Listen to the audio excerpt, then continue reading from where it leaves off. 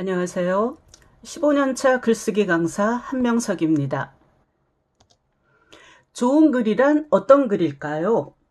좋은 글이란 어떤 글인가 자문해보면 10년도 더 전에 읽은 윌리엄 진서의 명료하고 따스할 것이 떠오른다.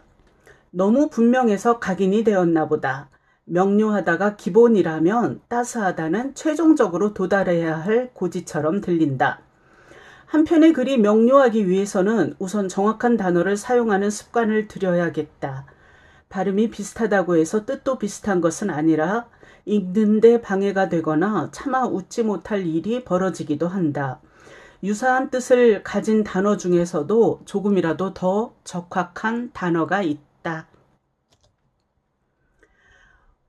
오래전에 유화를 6개월 배운 적이 있는데 내 깜냥으로 그린 후에 화가 선생님이 선 하나만 덧칠해 주어도 그림이 확 살아나는 것을 보고 감탄한 적이 있다. 글도 그와 같아서 어휘의 정확도와 섬세하고 수려한 정도만 보아도 글쓴이의 단계를 짐작할 수 있다. 문법에 어긋나는 문장을 비문이라고 하는데 당연히 비문이 있으면 읽고 난 기분이 개운하지 않다. 문법이라고 해도 거창할 것은 없고 주어와 수어의 일치, 부사는 제가 꾸며주는 동사 바로 앞에 놓는 것이 자연스럽다는 것만 지켜도 무난하다. 대신 이 문장을 쓴 의도, 나아가 글 한 편을 쓴 의도가 무엇인지 의아하다면 그게 더 문제라고 하겠다.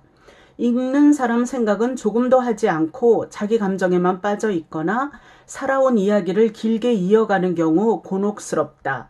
글을 쓰기 시작한 초기에는 오직 나를 위한 글쓰기를 할 필요가 있고 나는 그 시기에 충분히 머무는 것이 중요하다고 믿는다. 그러나 글쓰기 시작한 지 2, 3년이 지난 후에도 초점이 나에게만 맞춰져 있어 모니터 저편에 있을 독자의 눈길을 느끼지 못하면 교감이 이루어질 수가 없다. 가까운 지인하고만 공유하는 블로그 글쓰기를 오래 해온 사람들 중에 이런 경우가 많다. 늘 쓰고 있고 문장도 매끄러운 편이지만 글을 혼잣말이라고 여기면 독자와의 접점은 쉽지 않다. 간단하게 말해서 일기와 편지의 차이만 떠올려도 좋다. 나만의 방에서 웅얼대며 삭혀야 할 독백이냐, 고심의 시간을 지나 그 중에서 할 말을 감추려 누군가에게 손을 내미는 시도인가의 차이. 어떤 마음가짐으로 쓰느냐 하는 것은 즉각 문장에 드러난다. 행간을 읽는다는 말이 그런 뜻이다. 그러고 보니 따스하다는 정의는 독자에게 말을 건네는 것을 전제로 하되 그 말이 울적하다, 같이 죽자가 아니라 그럼에도 불구하고 인생은 아름다워 하는 마음을 품게 하는 일이 되겠다. 힘들다, 울적하다는 글은 써야 한달이지 계속 쓰는 사람의 글은 모든 조건이 우호적이지 않더라도 어떻게든 다시 한번 해보려는 마음이라고 한다. 윌리엄 진서의 따스하다가 김현수의 절창과 연결된다. 잔인한 진실이 있기 때문에 모든 건 축제가 됐다는 뜻이니까. 사람은 모두 죽는다. 이 자명한 진실 앞에서 그러나 그들이 쓴 글은 짐짓 잘 모르겠다는 듯이 모든 게 축제라는 듯이 웃고 있다. 문학의 문장은 그렇게 해서 비극 앞에서 웃는다. 웃는 문장이 문학의 문장이다. 글의 최종 심급은 읽는 이의 마음을 움직이는 글이라고도 한다. 독자층이 엄청 넓고 다양한데 그게 가능한 일일까? 거대하고 추상적인 독자층의 구미에 맞추려다가 내 글이 산으로 가는 건 아닐까? 우선 내 마음을 움직인 것에 대해 써야 읽는 사람의 마음에도 전달이 될 것이다. 표면적이고 무난한 소재를 넘어 한 걸음만 더 들어가서 솔직해질 것. 나를 노출하는 데는 용기가 필요하고 관련 인물의 프라이버시도 챙겨야 하므로 쉬운 일이 아니지만 조금만 솔직해지면 독자의 마음이 움직인다. 저마다 기질과 경험과 사회적 위상이 다르지만 보편적인 인간이기도 하므로 그래 이게 인생이야 하는 끄덕임을 줄 수 있다. 현실의 나와는 전혀 부딪힐 일이 없지만 인간과 인생에 대한 이해를 깊게 해주는 글이 존재 가치가 있지 않을까? 나만 이런 게 아니구나 하는 위로는 말할 것도 없다. 편집자들은 책을 만들 때 독자층을 정하고 그 중에서 구체적인 인물을 상정한다고 한다.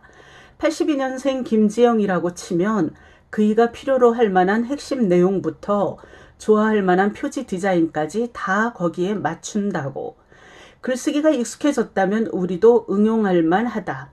이 말을 꼭 하고 싶은 한 사람의 독자를 구상하고 그이에게 도움이 될 만한 글감을 고르고 그이가 알고 싶어 할 만한 내용을 배치하는 것이 필요하다. 독자에게 유익이 있어야 내 글이 읽히는 것이니 거칠게 말해서 재미, 정보, 감동 중에 하나는 있어야 하는데 어떤 재미인지 빛깔과 수위, 어떤 정보인지 방향과 범위, 어떤 감동인지 소재와 문장 톤을 정하는 데 도움이 될 것이다. 그런 방법을 최종이라고 친다면 우리에게는 읽는 이가 따라하고 싶어지는 내용이 있는 글이 좋은 글이라고 강조하고 싶다. 무작정 글쓰기가 좋아서 열심히 혼자 쓰는 글을 써왔고 서서히 독자를 의식하게 되었으며 언제고 내 책 한 권 쓰고 싶은 단계를 염두에 두고 하는 말이다. 아직은 내 이야기를 쓰는 것이 편하고 독자에게 어떻게 다가갈지 막막할 때 독자가 따라할 내용을 넣자는 내 제안이 만만하게 들리지 않는가? 한 편의 글을 읽고 나서 그래서 어쩌라고 하는 반응이 나오면 안 된다. 찬성이든 반대든 호감이든 불호든 어떤 감정이든 불러일으켜야 내 글이 읽혔다고 볼 수 있는데 그중에 따라하고 싶은 내용이 있으면 합격이 아닐까? 무조건 사회성이 강해야 한다는 뜻이 아니다. 개인주의 성향이 강한 사람이 골방에서 벌인 사투라고 해도 그가 자기 삶과 질문에 진실되고 자신에게 유용한 대답을 얻었다면 그것이 반드시 독자에게도 다가간다는 얘기이다. 이상 글쓰기 전도사 한명석이었습니다. 들어주셔서 감사합니다.